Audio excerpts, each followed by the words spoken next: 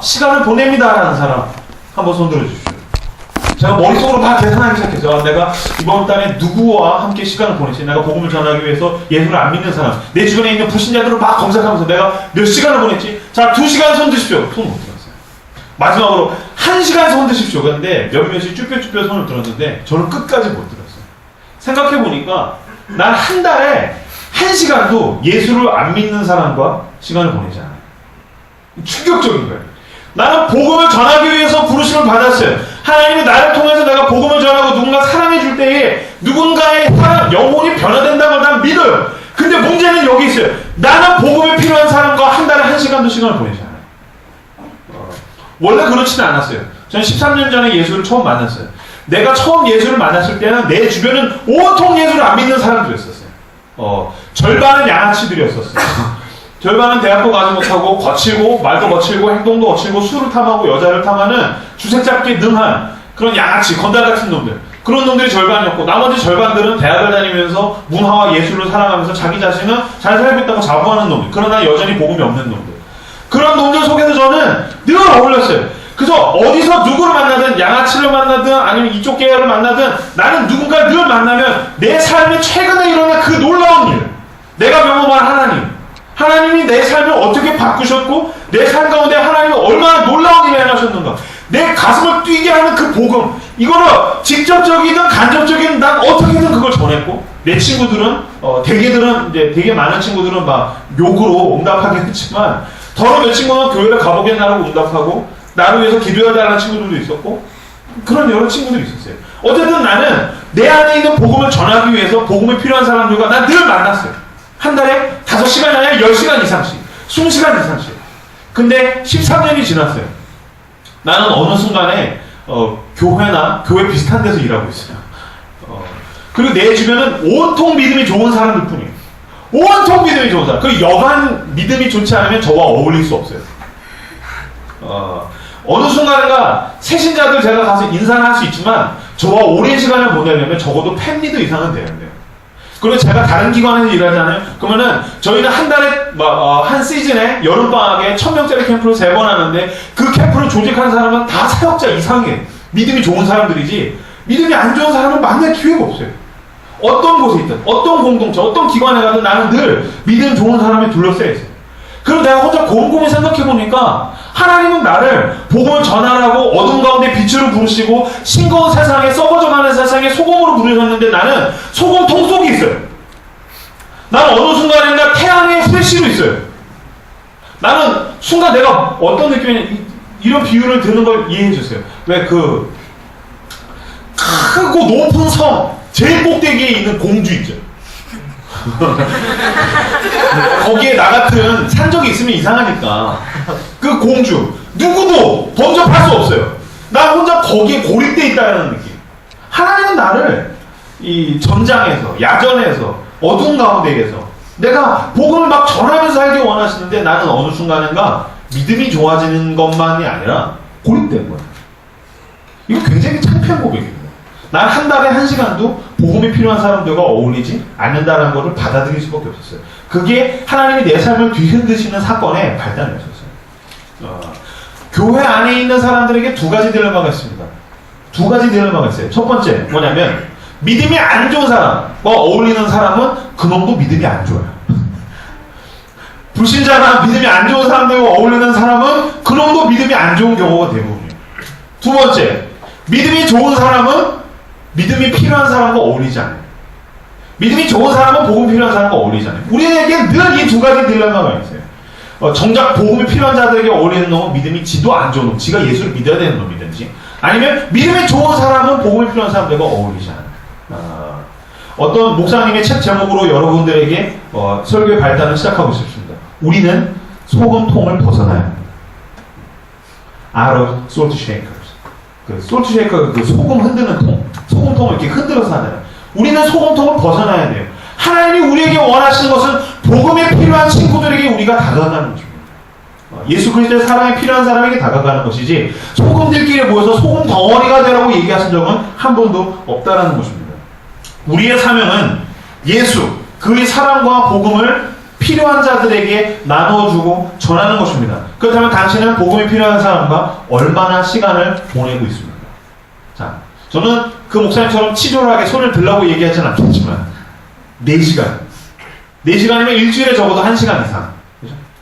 나는 과연 4시간 정도, 한 달에 4시간, 일주일에 1시간 정도는 복음이 필요한 자들과 어울리고 있는 거야.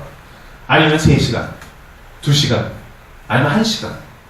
과연 나는 1시간도 복음이 필요한 자들과 어울리지 않는다면 저처럼 하나님 내 삶을 흔들어서 내가 소금통을 벗어나 주님이 원하시는 곳에 내가 들어가게 해주십시오.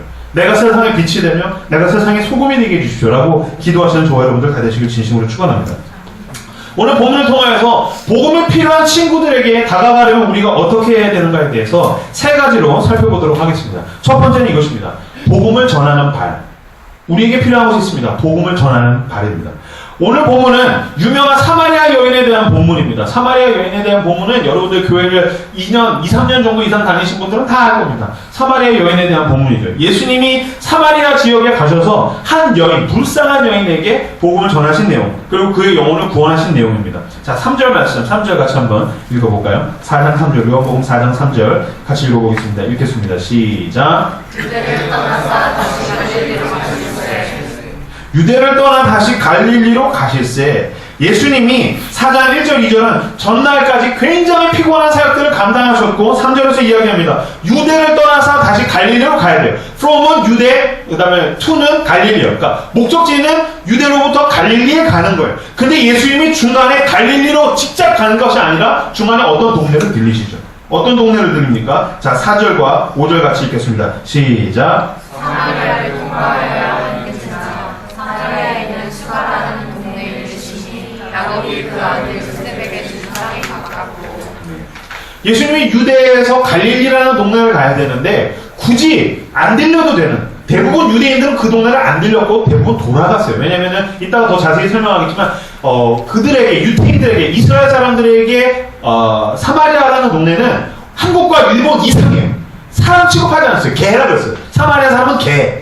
그 정도로 끔찍하게 싫어하는 사람도 있었어요. 그래서 그 동네 대부분 우회해서 돌아가지 아니면 그냥 쑥 지나가지 중간에 들리지 않았어요. 근데 예수님의 목적지는 갈릴리인데 지금 본문에서 보면 예수님이 어디로 가셨냐면은 사마리아를 통과해야겠는지라고 통과하셔야 되는데 사마리아에 있는 수가라 하는 동네에 이르러셔서 갑자기 거기 있는 우물가에 앉으신 거예요. 오늘 본문의 내용은 그것으로부터 시작합니다. 예수님이 왜 사마리아에 가셨는가? 예수님은 그냥 갈릴리로 가셔도 되고 하나님의 아들이시니까 뿅 순간이동 하셔도 되고 구름 타고 가셔도 되는데 왜 굳이 예수님은 사마리아에 가셨는가? 목적은 한 가지입니다. 오늘 보면 여러분들 집에 가서 요한복음 4장을 읽어보시면 예수님의 이유가, 사마리아 간 이유가 오직 가장 중요한 목적은 이거라는 걸 여러분들 알게 되십니다. 뭐냐면 사마리아 여인 때문입니다. 사마리아 여인 때문에. 이 여인은 어떤 여인이냐면 뭐 다 아시겠지만 남편이 5이나 있었던 여자. 남편을 5이나 바꾼 아주 유능한 여인이죠. 그리고 현재는 6번째 남자와 동거하고 있어요. 근데 이건 결혼은 아니죠. 그래서 결혼을 5번이나 하고 그리고 6번째 남자와 살고 있는 굉장히 탁월한 여인. 이 정도로 이혼했으면 21세기에도 평상 생활을 하기가, 일반 생활을 하기가 불가능할 겁니다. 그죠? 결혼은 한 번만 하는 거죠. 그죠? 여러분들 다 알고 있고, 뭐 이따 광고를 할지 모르겠지만, 나는, 곧 머지않아 결혼을 하게 되는 그 남녀가 한 번만으로 만족하기를 진심으로 축원해요. 결혼은 한 번만 하는 것입니다. 근데 이 여인은 굉장히 탁월한 능력을 가졌기 때문에 5번이나 했던 여인. 어떤 면에서 굉장히 사연이 많은 여인이고, 어떤 면에서 봤을 때는 굉장히 주변으로부터 외면을 많이 당했을 겁니다. 지금도 만약에 우리 가운데에 결혼을 5번이나 한 사람이 앉아있다면 여러분들 그 옆자리를 마음 편하게 앉아있을 수는 없을 겁니다. 이 아줌마 화장이 좀 부담스러운 것 같아부터 시작해서 향수를 많이 뿌린 것 같아. 네, 괜히 남자들 이 아줌마 옆에 앉았다가 괜히 안 좋은 소문이 나는 거 아니야. 별의별. 그죠? 사연이 많고 굉장히 주변으로부터 외면을 당하는 여인이었을 거예요. 예수님은 전날 매우 피곤한 사역을 감당했음에도 불구하고 굳이 사마리아에 가신 이유가 이 불쌍한 사마리아 여인 때문에 가셨다는 거예요. 예수님이 아마 아침에 막 늦게 잤고 피곤해 죽겠는 그 뻗어있는 12명의 무식한 제자들을 깨웠을 거예요. 야 일어나라. 그래서 왜요? 야 빨리 가야 될 때가 있어. 어제 늦게까지 그 사역하느라 피곤 죽겠는데 예수님은 아침부터 예수님은 아침 잠이 없어요. 그게 문제야. 알았어 따라와. 그래서 제자들을 막 깨워가지고서 부지런히 그 광야길을 걸어가기 시작해요. 좀 쉬었다가 안돼 갈 때가 있단 말이야. 따라와. 예수님 좀 쉬었다가 닥치고 따라와 이놈들아. 그래서 막 제가 믿는 예수님 조금 무식한 편이에요. 막 제자들을 끌고서 막 가요. 밥도 안 먹고 간 거예요. 밥도 안 먹고 가가지고서 점심시간에 이르러서 예수님이 우물가에 앉으시죠. 자, 6절 말씀 같이 읽겠습니다. 6절 읽겠습니다. 시작. 야곱의 우물이 있더라. 예수께서 길 가시다가 피곤하여 우물 곁에 그대로 앉으시니 해가 6시쯤 되었더라. 아멘. 거기 또 야곱의 우물이 있더라. 예수께서 길 가시다가 피곤하여 우물 곁에 앉으시니 예수님이 걷는 게 어느 정도 피곤해서 앉을 수밖에 없을 정도로 다급하게 가셨다. 아침부터 애들 깨워가지고서 가자 그래가지고 쉬지도 않고 그 우물을 굳이 시간을 맞춰서 가셨다는 거예요. 몇 시에 시간을 맞춰서 가셨냐면 때가 6시쯤 되었더라. 여기서 말하는 6시는 이스라엘 시간인데 이스라엘 시간으로 6시면 이스라엘 애들은 아침 6시를 빵지로 쳐요. 그러니까 6시면은 점심 12시인 거죠. 그죠? 우리는 이제 12시 저녁 이렇게 문라이트로부터 이렇게 시간을 지니까 그게 이제 뭔 말인지 아시겠죠? 여기서 말하는 6시는 점심인 거예요. 그래서 점심에 이제 배가 고플 때 피곤할 때 예수님이 이제 막 열심히 오셔가지고 우물가에 앉으신 거예요. 왜? 한 여인이 이 우물가에 오기로 되어 있기 때문이죠. 그 여인도 모르지만. 그리고 예수님이 얘기하십니다. 야, 나 배고파 죽겠어. 얘도 배고프지? 야, 가가지고 좀 먹을 거 좀 구해와. 귀찮게. 돌을 떡으로 만지라고요. 됐어. 사탕 같은 거 가서 먹을 걸 구해와. 알았어요. 그래서 이제 모든 제자들이 예수님이 그 마을로, 수가성 마을로 다 보낸 거예요. 그리고 예수님은 우물가에 혼자만 앉아 계신 거죠. 왜? 한 여인을 만나야 되기 때문이죠. 그리고 예수님은 기다리시는 거예요. 한 여인이 저쪽에서 모래바람을 일으키면서 항아리를 이고서 막 걸어오기 시작합니다. 그 여인이 오늘 본문에 있는 그 불쌍한 여인, 남편이 5시간 있었던 탁월한 여인. 여러분, 우물은 아침에 뜨는 것입니다. 우물은 아침에 새벽녘에 뜨는 거예요. 그래야 하루 아침밥을 해먹고 하루를 살죠. 그래야 프레시한 물로 살 수 있죠. 그죠? 누가 먼지 쌓인 물로 살겠어요. 근데 왜 모든 사람이 새벽녘에 물 뜨는데 점심에 물 들어올까요? 아침에 물 들어오면 모든 여자들이 이 여인을 욕합니다. 남편이 5시나 가고 있으니까. 작은 동네에서.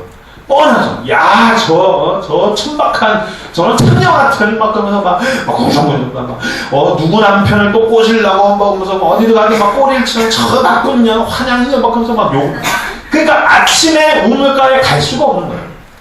그러니까 이 여인은 늘 혼자 쓸쓸히 점심에 물 들어가는 여인입니다. 그걸 아시고 예수님이 그 여인을 찾아서 가서 우물가에 앉아서 그 여인을 기다리셨다라는 것입니다.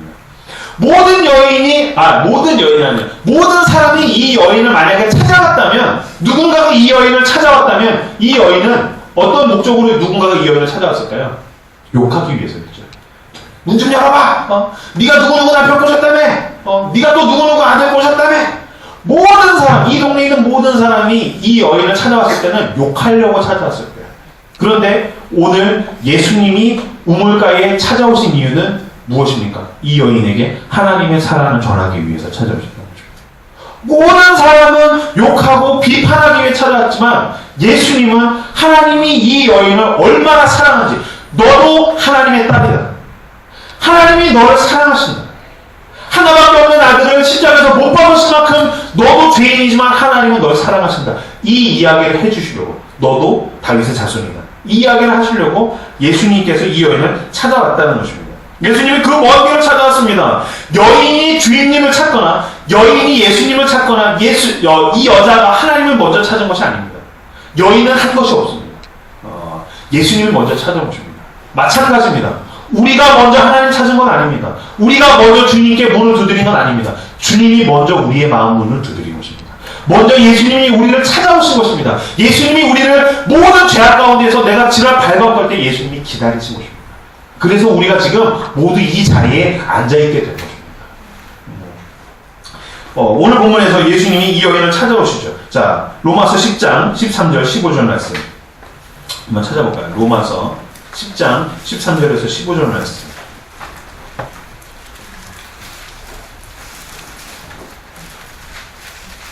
로마서 10장 13절에서 15절 말씀.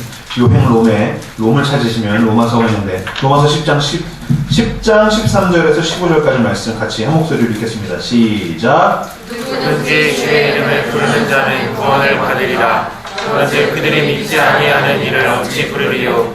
듣지도 못한 일을 어찌 부르리요? 전파하는 자가 없이 어찌 들으리요? 보내심을 받지 아니하였으면 어찌 전파하리요? 기록된 바 아름답도다 좋은 소식을 전하는 자들의 발이요 함과 같으니라.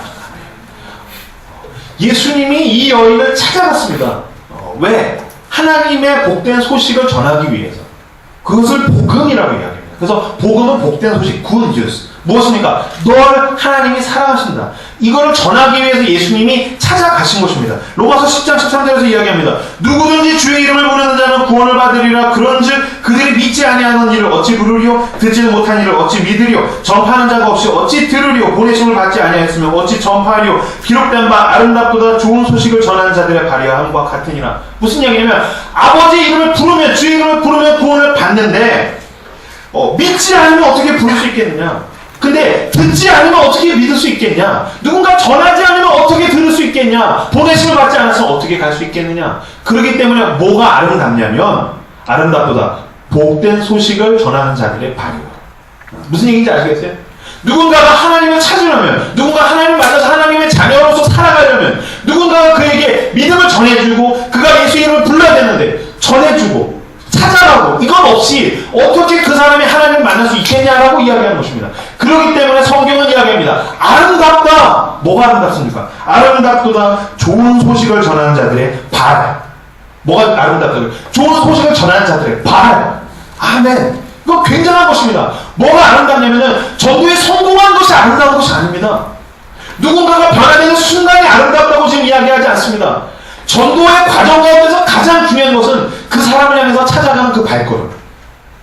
아, 내 친구가 생각나서, 복음이 필요한 사람이 생각나서, 오늘도 외로움 가운데 처절하게 외로움 가운데서 죽어가는 한 영혼이 생각나서, 뭘 해도 고독하고 허무하다는 내 친구가 생각나서 그 친구를 향해서 찾아가는 그 발, 좋은 소식을 전하는 자들의 발이 아름답다고 성경은 하나님께서 우리에게 이야기하신 것입니다.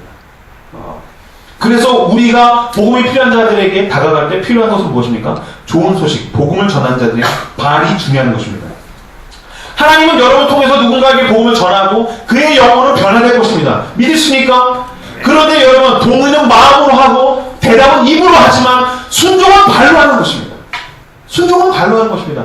만약에 여러분들 마음으로 동의했다면, 여러분이 입으로 대답했다면, 예 주님 나를 사용해 주십시오. 그렇다면 우리는 이제 순종해야 됩니다. 그 순종은 발로 하는 것입니다. 찾아가야 합니다.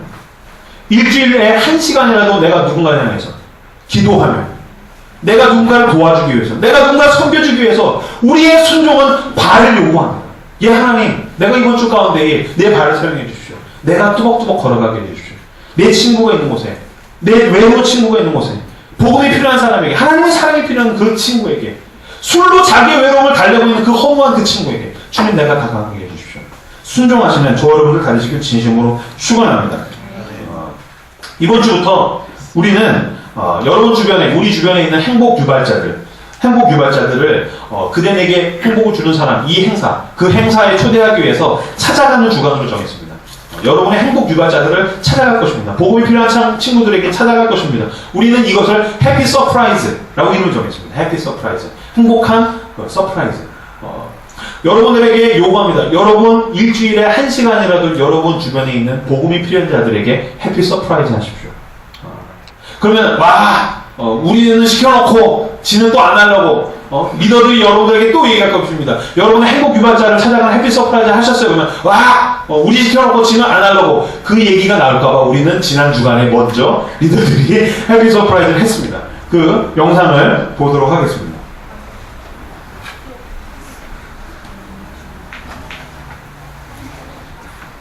소리 안 나나요?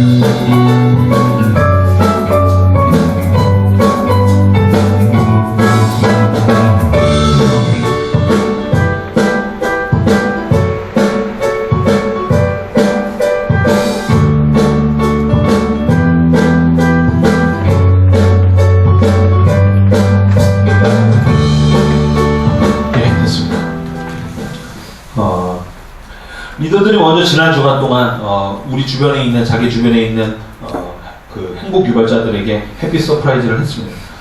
본인이 뭐 사줄 수 있는 밥, 줄 수 있는 음료수, 뭐 커피.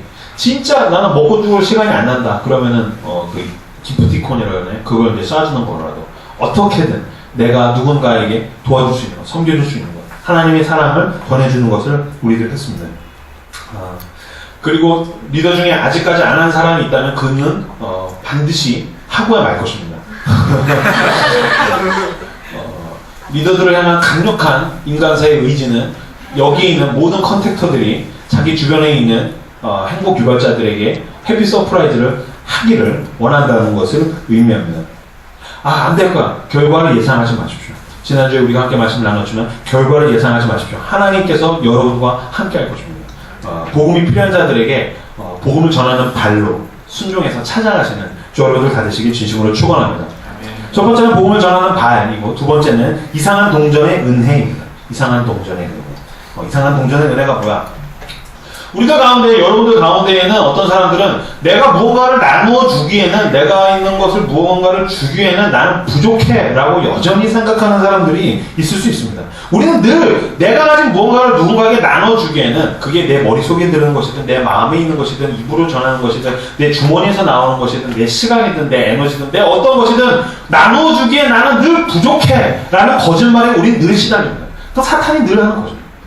나는 늘 뭐가 나눠주기에, 누군가에게 뭘 주기에 나는 늘 부족해라는 것은 사탄이 여러분들에게 하는 가장 대표적인 거짓말입니다. 왜냐하면 하나님은 늘 우리에게 너 정도면 충분해라고 늘 얘기하시기 때문입니다. 사탄은 너는 늘 부족해라고 이야기하고 하나님은 우리에게 너와 내가 함께 있다면, 하나님이 함께 있다면 너는 그걸로 충분해라고 이야기하십니다. 나는 지금 뭐 믿음이 좀 좋지 않아. 그래서 좀 믿음이 더 좀 좋아지면 내가 누군가를 뭐 도와주고 할 수 있을 텐데 라는 것은 거짓말이다. 내가 지금 형편이라든지 내가 상황이 좋지 않아, 내가 뭐 좀 이게 더 좋아지면, 그러면 내가 좀 안정적으로 되면 내가 뭔가를 줄 수 있을 텐데 라는 것은 사탄이 말하는 거짓말이라는 거죠. 그 친구에게 내가 뭔가를 말하고 그 친구에게 나눠주게, 그 친구와 나와의 관계가 아직 좋지 않아, 내가 좀 더 친해지면 뭔가 할 수 있을 텐데 라는 것은 거짓말이라는 것이죠. 나는 뭔가를 나눠주려고 할 때 늘 내가 부족하다는 건 거짓말입니다. 왜냐하면 채워져서 주는 것이 아니라 줄 때 채워지기 때문에. 이것이 하나님의 원리입니다. 채워져서 충만해져서 준다는 건 세상에 존재하지 않는 것입니다. 여러분 생각해보세요. 채워져서 준다면 줄 수 있는 놈 한 놈도 없습니다. 그런데 줄 때 채워져 않죠. 그것이 하나님이 우리에게 주시는 놀라운 희한한 원리입니다. 여러분들은 이 원리를 잘 모를지 몰라도 교회 학교를 충실히 다니는 어린이들은 이 원리를 다 알고 있습니다. 왜냐하면 기가 막힌 노래를 누군가가 만들어서 배포했기 때문입니다. 저도 어렸을 때 이 노래를 교회에서 신나게 불렀습니다. 율동이 생각나면 율동까지 해드릴 텐데 율동은 다 까먹었습니다. 이런 노래입니다. 동전 한 입이라는 노래. 사랑은 참으로 버리는 것, 버리는 것, 버리는 것. 사랑은 참으로 버리는 것, 더 가지지 않는 것. 나만 하는 것 같은데요. 되게 창피합니다. 아시는 사람들은 같이 저를 도와줬으면 좋겠어요. 이상하다 동전은 움켜잡으면 없어지고 쓰고 빌려주면 풍성해져 땅 위에 가득하네. 이게 제일 중요해요. 땅 위에 가득하네. 이건 진리입니다. 이상하다 동전하니 움켜잡으면 없어지고 쓰고 빌려주면 풍성해져 땅 위에 가득하네. 놀라운 것입니다. 나는 뭔가 채워서 주려고 하면 움켜잡으면 움켜잡을수록 없어집니다. 점점 작아지죠. 근데 쓰고 나눠주고 빌려주면 어느 순간인가 그게 나에게서 풍성해집니다. 땅 위에 가득하네. 감탄사를 할 수밖에 없죠. 어린이도 알고 있는 이 진리를 여러분들도 새기셨으면 좋겠습니다. 당신에게 기쁨이 있으니까, 당신에게 즐거움이 있으니까 움켜잡으면 없어집니다. 나 혼자 계속 그거 추구하려고 하면 그거 어느 순간인가 없어질 것입니다. 근데 나에게 있는 작은 기쁨, 나에게 있는 작은 즐거움이라도 누군가에게 쓰고 즐거움을 나눠주면 점점점 풍성해질 것입니다. 사랑받고 싶으십니까? 누군가에게 인정받으려고 계속 그거 모으고 움켜잡으면 여러분 사라집니다. 그러나 사랑받고 싶다면 누군가에게 그 사랑을 나눠주고 사랑해주다 보면 나도 모르는 사이에 사랑해주고 사랑해줬더니 사랑받는 기분으로 내가 풍성해진다는 것을 여러분들은 알 수 있을 것입니다. 은혜가, 하나님이 주신 영적인 은혜가 고갈되고 있습니까? 네 혼자 하나님 앞에 은혜 받으려고 했기 때문입니다. 누군가 영적으로 도와주십시오. 풍성해지고 싶습니다. 이것이 하나님이 우리에게 주시는 원리입니다. 움켜잡으면 없어지고 나눠주면 풍성해진다는 것입니다. 헨리 나우엔이라는 유명한 신부님이 있습니다. 저는 굉장히 개인적으로 좋아합니다. 그의 책들을 굉장히 좋아하는 편인데 이 양반이 돌아가셨는데 하버드대의 심리학과 교수였어요. 근데 이 양반이 생각해보세요. 하버드 대학의 심리학과 교수예요. 그러면 최고잖아요. 근데 어느 날 그 교수직을 때려쳤어요. 그리고 어디를 갔냐면 데이브레이크라는 그 장애인 공동체에 가서 지체장애 한 청년, 아무것도 못 쓰는 그 스티븐 호킹 같은 그냥 휠체어에 앉아있을 수밖에 없는 한 청년을 도와주고 있었어요. 그래서 그 사람들이 이슈가 됐어요. 아니 왜 굳이 헨리 나우엔이 자기에게 있는 모든 걸 때려치고 가서 거기서 데이브레이크에서 헌신을 한단 말인가. 한 다른 유명한 젊은 후배 목사님이 찾아갔습니다. 찾아가서 얘기합니다. 헨리 나우엔 선생님, 당신이 어떤 마음으로 하는지는 알겠습니다. 그런데 당신이 할 수 있는 더 많은 것들이 있지 않습니까? 당신은 하버드 심리학과 교수였어요. 그렇다면 후학들을 가르친다든지 책을 쓴다든지 당신이 할 수 있는 더 크고 많은 영향력들이 있잖아요. 왜 굳이 여기서 저 청년을 섬기는 일만 하고 계십니까? 라고 했더니 헨리 나우엔이 손살을 치면서 자네 지금 무슨 의도로 얘기하는지는 내가 알겠는데 뭔가를 잘못 알고 있구만. 나는 주려고 여기 있는 게 아니야. 받으려고 있는 거야. 예? 무슨 얘기예요? 저 청년은 헨리 나우엔이 누군지 몰라. 자기를 뒤에서 휠체어를 끌어주고 밥을 먹여주고 목욕을 시켜주는 사람이 뭐 하버드대 교수인지 유명한 책의 저자인지 아무것도 몰라. 그냥 자기를 도와주는 한 사람에 불과해. 내가 막 그 젊은이 지체장의 청년을 도와주면서 나는 얼마나 많은 순간 하나님의 모든 것을 다 가지신 하나님의 아들이 나를 먹이시고 살리시고 도우셨는가 난 모르고 살았다는 걸 알게 됐어. 나는 저 청년을 도우면서 예수님이 나를 얼마나 사랑하는지를 날마다 풍성하게 깨닫고 있다네 라는 이야기를 했어요. 무슨 이야기입니까? 줄 때에 받는다는 거죠. 더 얻으려고 하고 더 받으려고 하는 여러분들 더 외로워지고 더 부족해지고 더 고갈될 것입니다. 그러나 어떻게든 내가 가지고 있는 것, 오병이와 작은 것일지라도 나눠주면 그게 그리스도의 손에 잡힌 순간 그것이 나에게서 오병이의 기적처럼 풍성하게 흘러넘치시는 저와 여러분들 가지시기를 진심으로 축원합니다. 요한복음 4장으로 다시 돌아와서 31절에서 34절까지 말씀.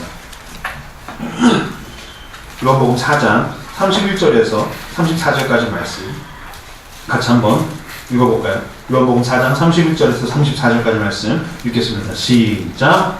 그 사이에 제자들이 청하여 이르되 납기어 잡수소서 이르시되 너희가 알지 못하는 먹을 양식이 있느니라. 제자들이 서로 말하되 누가 잡수실 것을 갖다 드리는가 하니 예수께서 이르시되 나의 양식은 나를 보내신 이의 뜻을 행하며 그의 일을 온전히 이루는 것이니라. 아멘. 이 사마리아 여인이 예수 그리스도를 만나서 그의 영혼이 구원을 받고 자기가 살던 마을로 다시 돌아갔습니다. 예수님 다시 우물가에 혼자 앉아 계시죠. 제자들이 밥을 가지고서 뭐 빵, 떡, 뭐 물고기, 고기 뭐 이런 것들 잔뜩 이제 구해가지고 와가지고서 예수님께 왔어요. 그래서 31절에서 얘기해요. 그 사이에 제자들이 청하여 이르는데 랍비여 잡수소서 주님 배고프다고 마을에 가서 갖고 오라고 했죠? 갖고 왔어요. 드세요. 그랬더니 예수님이 희한한 이야기를 하십니다. 32절 이르시되 내게는 너희가 알지 못하는 먹을 양식이 있느니라. 나 배불러. 그랬더니 제자들이 서로 말하되 누가 잡수실 것을 갖다 드렸는가 하니 무슨 얘기예요? 드세요. 그랬더니 나 안 먹어. 나 배불러. 그랬더니 와 혼자 이 돌 떡으로 만들어서 바꿔 먹었구만. 뭘 드셨길래 혼자 또 이렇게 배부르대요. 그랬다는 거예요. 그랬더니 예수께서 이르시되 34절 나의 양식은 나를 보내신 이의 뜻을 행하며 그의 일을 온전히 이루는 이것입니다. 무슨 얘기냐면 예수님이 자기가 가지신 것을 이 가련한 여인에게 나누어 주었더니 속된 말로 안 먹어도 배부르더라. 저는 여러분들이 이 이상한 동전의 은혜, 누군가에게 내가 가진 것을 나누어 주었을 때 그 사람이 좋아하는 것을 보면서 안 먹어도 배불러지는 그런 은혜. 지금 다 감이 안 온다는 얘기네요. 연애하는 것들은 아마 알 거예요. 연애할 때 한참 뜨거울 때 여자친구가 먹는 걸 보기만 해도 배가 부른. 이것도 모르겠다는 표정이네요. 안 먹어도 배부른 은혜. 내가 가진 것을 나누어 주었을 때 그것을 좋아하고 기뻐하고 즐거워하는 것을 보면서 내가 채워지는, 덩달아 채워지는 그 놀라운 하나님의 은혜, 이상한 동전의 은혜가 있으시는 주 여러분들 다 되시길 진심으로 축원합니다. 세 번째, 복음이 필요한 친구들에게 찾아갈 때 우리가 명심해야 될 세 번째는 이것입니다. 넘어야 할 작은 문턱이 있다는 것입니다. 넘어야 할 작은 문턱이 있다는 것입니다. 복음이 필요한 친구들에게 가려면 우리에게 누구나 넘어야 할 작은 문턱이 있습니다.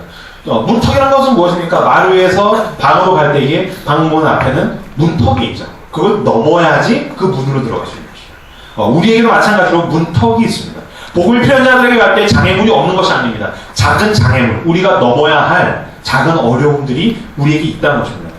예수님도 마찬가지입니다. 유대에서 갈릴리로 가려면 사마리아라는 지역이 있는데 아까 말씀드렸죠. 개였었어요. 거기 인간의 마을이 아니에요. 이스라엘 사람들에게 사마리아 사람은 개였었어요. 뭐라고 얘기할 수 없어요. 계층, 인간 이하의 취급. 근데 보세요. 안 그래도 계층을 만드는 사마리아 사람 중에서도 남편을 5이나 바꾼 여자예요. 사마리아 사람들에게서도 이 여자는 인간 취급 못 받는 여인. 가장 천박한 여인이에요.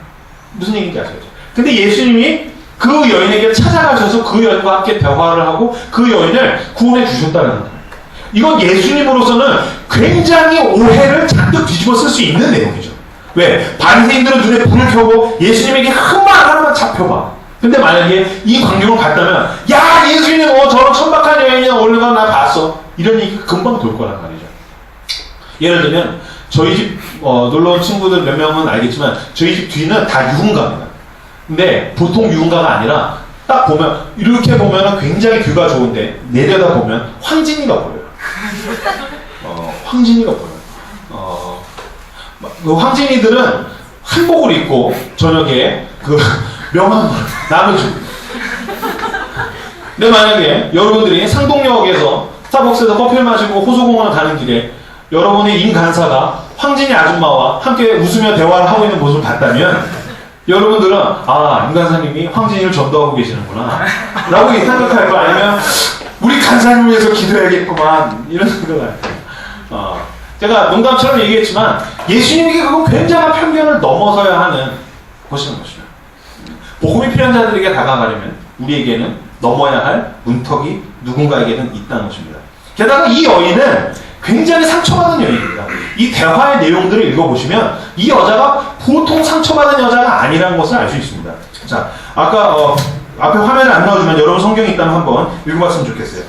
7절 바로 9절, 7절과 9절, 8절 읽지 말고 7절과 9절 같이 한번 읽겠습니다. 7절, 9절 같이 읽겠습니다. 시작. 사마리아 여자 한 사람이 물을 기르러 왔으니 예수께서 물을 좀 달라 하시니 사마리아 여자가 이르되 당신은 유대인으로서 어찌하여 사마리아 여자인 나에게 물을 달라 하나이까 하니 이는 유대인이 사마리아인과 상종하지 아니함이로라. 예수님이 뭐라고 요구하셨어요? 7절에 야 물 좀 주라. 그러면 뭐라고 대답해야 정상입니까? 어려운 문제인가요? 이게 지금 굉장히 야 물 좀 줄래? 네? 하고 주면 되는 거예요. 그래서 아이고 뭐 유대인이 물을 달라고 그래. 그래서 그냥 달라고 하면 되는 거예요. 주면 되는 거예요. 근데 이 여인은 굉장히 상처받은 여인이에요. 물 좀 주라. 유대인이 왜 나한테 물을 달라고 그래? 그랬더니 예수님이 뭐 물 주는 거 같다고 그래. 너가 나한테 달라고 그랬으면 나 그냥 줬을 텐데 컵도 없는데 뭘 준다고 그래. 이게 대화예요. 여러분들 굉장히 어렵게 성경을 읽어서는데 여러분의 스타일로 읽어보시면 딱 이 대화예요. 물 좀 주라. 와! 그래서 바로 상처받은 사람은요 정상적인 대화가 불가능합니다. 상처받은 사람은 말 걸자니 상처가 응답해요. 전 여러분들에게 어떤 상처가 있다면 하나님이 그 상처를 하나님의 놀라운 사랑과 은혜로 치유하시는 그 놀라운 치유의 기적이 있으시길 진심으로 축원합니다. 보세요. 누군가가 저를 쳐다봐요. 그럼 저는 어떻게 생각하냐면 저는 자존감이 높아서 누군가 나를 쳐다봤다면 내가 멋있구나 라고 저는 느낍니다. 제가 멋있구나. 애를 안고 있는데 쳐다봤어요. 그럼 모든 청춘 남녀가 이 딸이 귀여워서 쳐다봤을 수도 있는데 딸을 안고 있는 아빠의 모습이 멋있구나 라고 저는 생각합니다. 저는 굉장히 자존감이 높아요. 하나님께서 저의 자존감을 높이시는 것을 저는 감사합니다. 할렐루야. 여러분들에게도 그 은혜가 있으시길 바랍니다. 근데 상처받은 사람을 쳐다보면 왜 쳐다봐? 그래 나 피부 더럽다 뭐 이런 느낌. 그래 나 머리 크다 뭐 이런 식으로 가더라고요. 그건 온전하지 못한 것입니다. 쳐다봤다면 뭔가 할 말이 있나? 내가 뭔가 도와줘야 되나? 내가 잘생겼나? 내가 이쁜가? 이렇게 하시면 됩니다.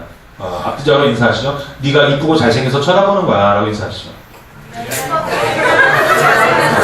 자, 역사는 얘기했죠. 너무 많이 보지마 달랜다. 너무 많이 보지마 달아. 좀 달았으면 좋겠다라는 식으로 이렇게 하시는데 이 여인은 굉장히 상처받은 여인이었습니다. 그래서 정상적으로 말하는데 일반적인 게 오지 않고 상처가 왔죠. 이것 또한 예수님이 넘어가야 할 문턱이었다는 것입니다. 여러분들도 마찬가지입니다. 누군가에게 복음이 필요한 사람들에게 우리가 다가가려고 하면 넘어야 할 문턱이 우리에게 있습니다. 여러분들 중에 적지 않은 사람이 이 해피 서프라이즈를 하기 굉장히 바쁘다는 것을 알고 있습니다. 말로만 허세 부리기 위해서 바빠 이것이 아니라 실제로 당신이 굉장히 바쁜 시간을 보내고 있다는 것을 알고 있습니다. 그것이 당신이 넘어야 할 적지 않은 문턱일 것입니다. 어떤 사람은 또한 누군가에게 다가가는 게 어색할 수도 있어요. 그죠? 괜히 안 하던 짓 해가지고 가서 막 사진 찍고 뭐 먹을 거 사주고 했더니 막 너 왜 그래 안 하던 짓 하면 죽는다 막 이런 얘기 듣고 그게 쑥스럽고 창피할 수 있습니다. 그러나 그것이 당신이 넘어야 할 문턱입니다. 당신이 호의를 베풀고 당신이 누군가를 찾아가고 이 안 하던 짓들 하려니 그리고 게다가 그 친구 복음이 없는 그 친구는 굉장히 터프한 친구일 확률이 높죠. 그리고 그 친구는 이런 남사스러운 짓을 호의로 받아들이지 않을 확률 또한 더 높을 것입니다. 그러나 그것 때문에 우리가 불가능하고 할 수 없을 정도는 아니라 그것은 내가 넘어갈 수 있는 문턱이라는 것입니다. 저도 그랬습니다. 처음에 리더들 모아놓고 우리가 해피 서프라이즈를 합시다 그랬더니 한 굉장히 진실한 친구, 많은 사람들은 그 사람을 건방져라고 이야기하겠지만 저는 그 친구가 진실하다고 이야기했습니다. 그 진실한 리더가 저에게 이야기했습니다. 간사님도 하셔야죠. 당연히 해야지. 당연히 해야지. 그래서 당연히 해야지라고 말해놓고 집에 왔는데 저한테 넘어야 할 산이 있어요. 뭐냐면 나는 인천에 이사 온 지 1년밖에 안 됐어요. 인천에 아는 인간이 없어요. 내가 인천에 아는 인간이라고 니네가 전부예요. 내가 누구를 만나야 되지? 와, 이게 내가 넘어야 할 첫 번째 문턱이었어요. 그리고 저도 여러분 중에 바쁜 사람도 있겠지만 저도 누구 또한 못지않게 바쁩니다. 심지어 제 동생은 늘 재수 씨에게 형을 부러워하지 마. 형은 집에 안 들어오잖아. 라고 이야기할 정도로 저 또한 굉장히 바쁩니다. 근데 저는 제가 믿는 게 있습니다. 저는 스케줄은 마음으로 낸다는 것을 믿습니다. 마음이 있는 곳에 시간이 나더라고요. 그래서 어떻게든 시간을 내면은 나는 것이기 때문에 이거는 뭐 적지 않게 그냥 넘어갈 수 있는데 내가 누구를 만나야 되지? 내가 누구를 찾아가야 되지? 이건 저한테 굉장히 어려웠겠어요. 근데 정말 저는 진짜로 기도했어요. 하나님, 내가 누구를 찾아가야 될지를 알게 해주세요. 근데 만약에 니네 중에 한 명 찾아가면 니네끼리 또 막 왜 난 또 안 찾아가요? 막 이럴 거 아니야. 내가 누굴 찾아가야 되지? 하나님, 컨택트에 있지 않고 주님께서 원하시는 사람이면 내가 찾아가겠습니다. 하나님 나한테 보여주십시오. 그 기도를 한 일주일 정도로 하는데 한 사람이 생각났습니다. 해피 서프라이즈를 하자고 이야기하기 한 3주 정도 전에 한 청년으로부터 저한테 페북 메시지가 왔어요. 한번 좀 보자, 봤으면 좋겠다 라는 거예요. 누구냐면은 작년에 컨택트에서 한 3달 동안 같이 했던 교회 중에 성남교회라는 교회였습니다. 성남교회가 한 3달 정도 하고 탈퇴하게 됐는데 거기에 나오던 청년 중에 한 명인데 조정근이라는 청년입니다. 아마 알고 있는 청년들이 꽤 있을 텐데 그 청년은 롯데리아 부점장이었었는데 오토바이로 배달을 하다가 교통사고가 굉장히 크게 났어요.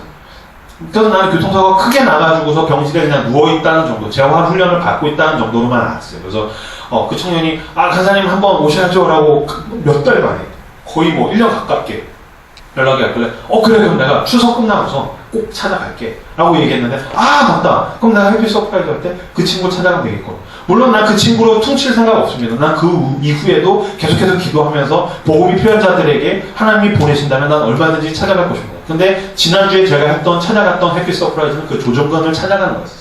그래서 수요일날 전화를 했어요. 야, 임간사야. 그랬더니 예. 그래서 내가 너 가려고. 그래서 오세요. 그래서 뭘 사갈까? 그러다가 제가 좋아하는 KFC 치킨 한 통을 샀어요. 이게 굉장한 실수였다는 것을 몇 시간 지나지 않아서 깨닫게 됐습니다. KFC를 사가지고서 찾아갔어요. 가가지고서 주차장에다 차를 대고 기도했습니다. 하나님, 내가 무슨 말을 해야 될지 모르겠어요. 하나님, 성령께서 내가 해야 할 말을 알려주신다고 성경에 보면 말했는데 주님, 내가 해야 할 말을 알려주십시오. 내가 어떤 위로와 어떤 격려와 어떤 기도를 해야 될지도 주님 난 잘 모르겠습니다. 주님, 나를 인도해 주십시오. 주님이 보내셔서 왔으니 주님 적어도 내가 오늘 실수보다는 위로라든지 격려를 조금 더 많이 하게 해주십시오. 그리고 주님 하실 수 있다면 주님이 원하시는 그 은혜가 나로부터 좀 흘러갈 수 있도록, 나의 기도가 좀 응답될 수 있도록 주님 나를 사용해 주십시오. 차에서 조용히 기도하고 그리고 이제 KFC를 들고 올라갔습니다. 올라가서 인사를 하고 악수를 하고 어머님이 계시더라고요. 여러 가지 대화를 나눴습니다. 그 대화를 통해서 KFC보다는 과일이 좋다는 것을 깨닫게 됐고 치킨은 저와 같이 함께 조금 나눠 먹었습니다. 보니까 경추를 다쳐서 이 목 디스크를 굉장히 크게 다쳐서 이 목도 못 움직이고 얼굴과 이 손만 움직이고 손가락도 못 움직이는 상태. 하반신은 다 마비고 160이 안 되시는 어머니가 180이 넘는 청년을 병수발을 혼자서 하고 계시는 상태였었어요. 제가 굉장히 마음이 어려웠고 그때는 굉장히 아무렇지 않은 듯이 대했어요. 제 특기입니다. 네가 가난하든 네가 못생겼든 네가 병에 걸렸든 네가 어떤 상태에 있든 저는 여러분들을 아무렇지 않게 대해줄 자신이 있습니다. 그게 저에게 어떤 사역의 지론이기 때문입니다. 그 자리에서는 아무렇지 않게 대해주고 손을 잡아주고 기도해주고 돌아왔습니다. 이제 돌아오는 중에 운전하면서 그 청년을 위해서 기도하다가 이제 눈물이 터졌어요. 막 펑펑 울었어요. 하나님 울면서 왔습니다. 그리고 그날 저녁에 그 청년이 저에게 페북으로 메시지를 남겼습니다. 저한테는 사실 뭐 그 한두 시간 정도는 일주일 가운데에 별거 아닌 시간일 수 있는데 그 청년은 저한테 페북으로 감사하다는 인사말을 남길 정도로 저는 어떤 말을 내가 했는지도 사실 전 솔직히 기억이 잘 안 나는데 간사님이 이야기하신 대로 하나님의 뜻이 무엇인지 찾겠습니다. 그리고 계속 기도하면서 말씀을 찾아 읽겠습니다. 라는 그 응답이 제 페북에 남았습니다. 하나님께서 이 순서들을 통해서 해피 서프라이즈라는 시간을 통하여서 하나님이 나를 누군가에게 보내시고 내가 기도했을 때 내가 누군가를 찾아갔을 때 하나님이 나를 사용하신다는 것을 제가 그날 저녁에 확신하게 되었습니다. 제가 그날 이후로 한 달에 못해도 한 시간은 그 청년을 찾아가겠다는 생각을 했고 그 이후에도 주님 원하신다면 나는 복음이 필요한 청년에게 내 시간을 기꺼이 내서 내 시간과 돈을 투자해서 난 찾아갈 것입니다. 하나님 앞에 결단했습니다. 하나님이 당신을 사용하기를 원하십니다. 당신이 가진 것들로, 당신이 할 수 있는 일들로, 당신이 할 수 있는 말들을 가지고. 그렇다면 우리가 복음을 전하는 발을 가지고 이상한 동정의 은혜를 믿으면 하나님 앞에 넘어야 할 작은 문턱을 넘으면 하나님이 당신을 통하여서 한 사람을 바꾸시는 놀라운 은혜를 일하실 것입니다.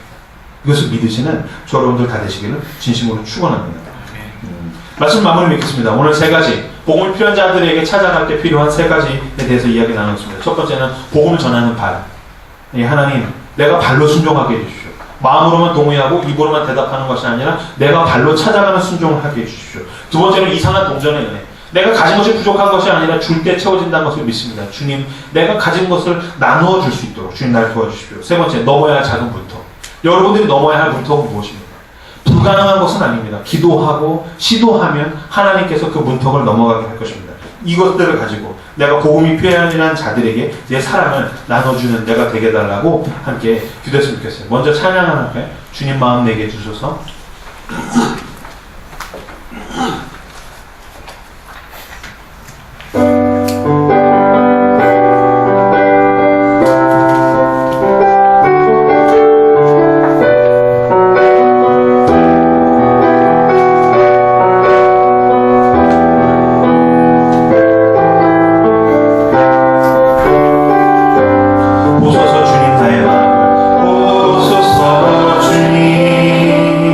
나의